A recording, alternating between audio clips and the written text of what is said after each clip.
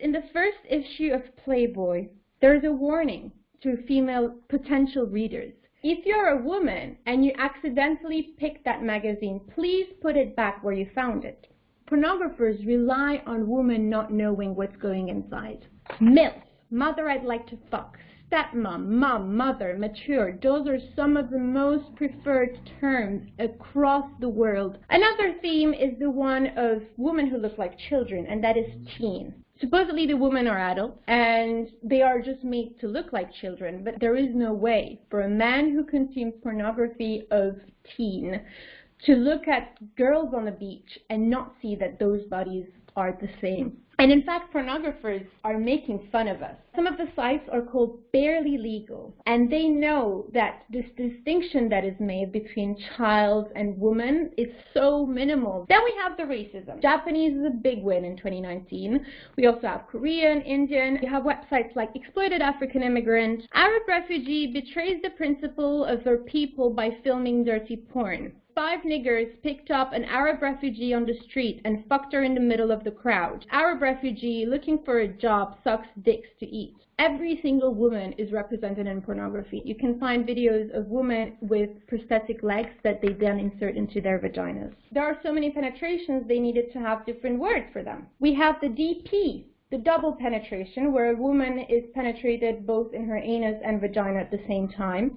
We have DAP, double anal penetration, so 2 penises in the anus. DPP, double pussy penetration. When she is penetrated in her mouth, in her anus, and her vagina, it's called airtight or tupper whore. If the man ejaculates on the woman's body, it's called the cum shot. If it's on her face, it's the money shot. When it's multiple men coming on a woman, it's a bukkake. One of the popular categories is ATM, which is ass to mouth, where after an anal penetration, a man puts his penis into the woman's mouth. You have the variations on that. So you have ATP, ass to pussy. ATOGP, ass to other girls' pussies. And then you have the same thing with the mouth. ATOGM, ass to other girls' mouth. Those acts are some of the ones that are watched the most. This is not a niche element of pornography. The process of dehumanization can be understood as one where human beings are excluded from the community of humans and they lose their identity. That happens in pornography. The first way this happens is by the loss of the personal name. Women don't have names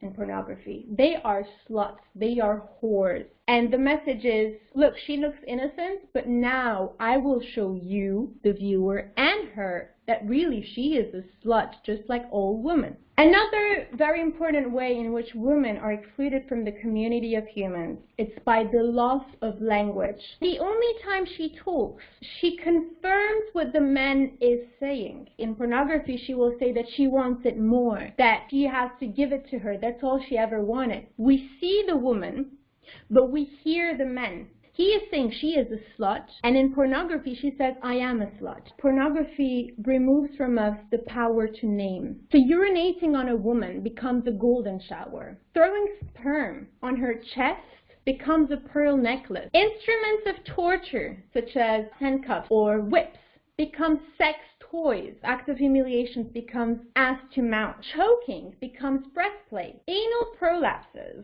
become rosebuds. The camera plays an essential part in the process of dehumanization. It aims to show, it puts on display. In fact, it is entirely staged. The most popular acts are deeply symbolic, and this is why they also have to be seen. Throwing sperm at the woman, or spitting on her, or urinating on her. It's throwing your secretions on her. Men, woman separation, human inhuman. One of those is the site facial abuse, where women are subjected to such a strong oral penetration that they vomit, and then they slurp that vomit, and then they throw it in a bucket. Why does she have to throw it in a bucket? Because it's his trophy. This is purely symbolic, where a woman is kneeling inside a coffin while she's being penetrated. Fuck him to death. This is the message of pornographers. Pornography is a spectacle of power. The humiliation has to be seen by everyone to make sense. We should call a lot of the acts that are happening in pornography right now torture. People have been convicted for torture for the acts that I'm describing of what is happening in pornography.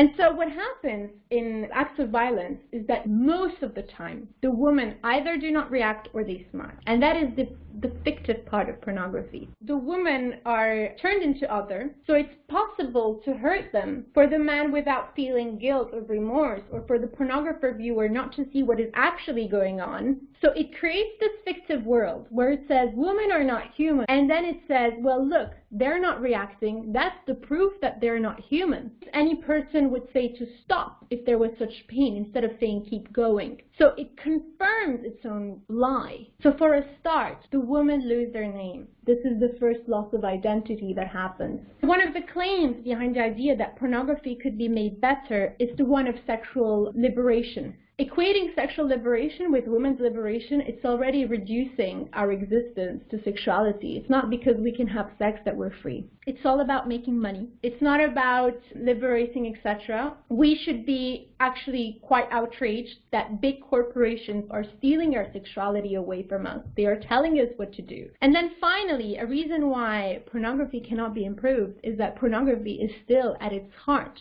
a form of prostitution. It's still women that are paid to engage in sexual acts they do not want to. And that can never be good for women.